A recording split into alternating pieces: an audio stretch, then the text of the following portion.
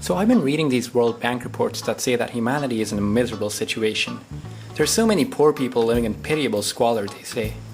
In fact, 40% of people have to live with less than $2 a day. We should lift them up and out of their sorry conditions, lend them a hand and usher them into the global economy, they say. You know, link them to the global capitalist system and let them compete in the market economy to become prosperous and happy.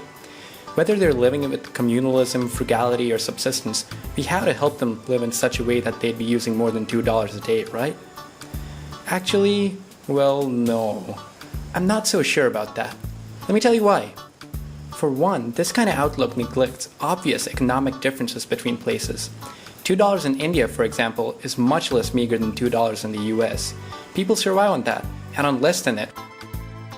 My friend Rahul was telling me about a place he goes to where he gets a full lunch for 15 rupees. That's like 25 cents.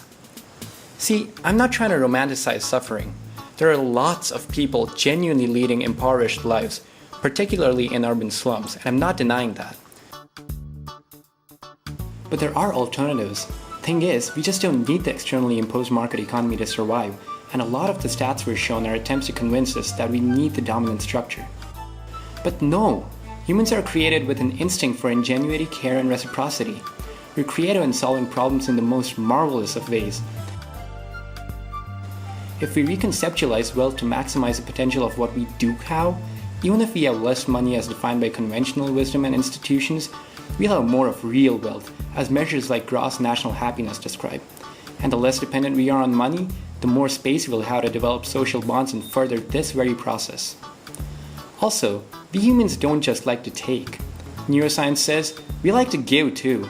Yeah, when we're fed a worldview with the foundation of scarcity, the individual pursuit of profit, and the survival of the fittest, that does take a blow, but anthropologically speaking, we could just as well work in gift cultures. All interactions don't have to be reduced to transactions. That's what the capitalist system does to us though. Everything, from entertainment to recreation, from subsistence to services, is a commodity if the market economy has its way. But food, shelter, leisure, and company all can be given and taken based on our abilities and needs. And if it is, of course we could live on less than $2 a day. Related to freely sharing what we have is self-reliance. All these rural and tribal communities in India, they don't use money for a lot of things, sometimes for anything. Their natural environment provides for all of their nourishment, shelter, and commodities. Why would they want to give up their age-old systems of knowledge and healthy living for an entry slot at the bottom of the global economy? If all people have access to natural resources, and if social ties serve as social security, we don't need money and the dominance of external agencies. That's the sort of thing I think we should be putting our efforts into, not band-aid solutions like microfinance that hook more and more people into the self-destructing market economy and monoculture of money. Actually, thinking about it, there's another obvious reason why it's wrong to say that unless you have $2 a day, you're living miserably.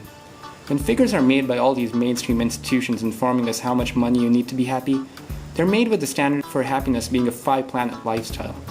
But we really don't need that.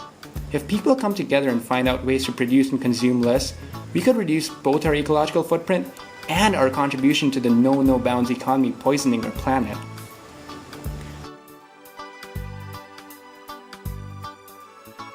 I'm not talking about extreme austerity here. People have lived happily for thousands of years without the wastefulness we're living with. And in many ways too, unlike everyone living in the same structure of life and livelihood. Diversity leads to resilience. If we put all our cards on just one way to live, we're risking a lot. But if we broaden these ways, not only are we stronger as a whole, but we could also be living more compassionately with each other and the planet, and reducing our need for this tumorous, machine-like economic system. We as a species really don't want to get dragged more into this exploitative, downgrading monoculture of reducing all our activity, productive and otherwise, to be for the perpetuation of the global economic order, of measuring all that we have through money. Let's cycle and walk, grow our own food and sing our own songs. Let's live simply, self-reliantly, and in symbiosis with the earth. Let's share what we have and love whom we are with. Less than $2 a day? I say, let's do it!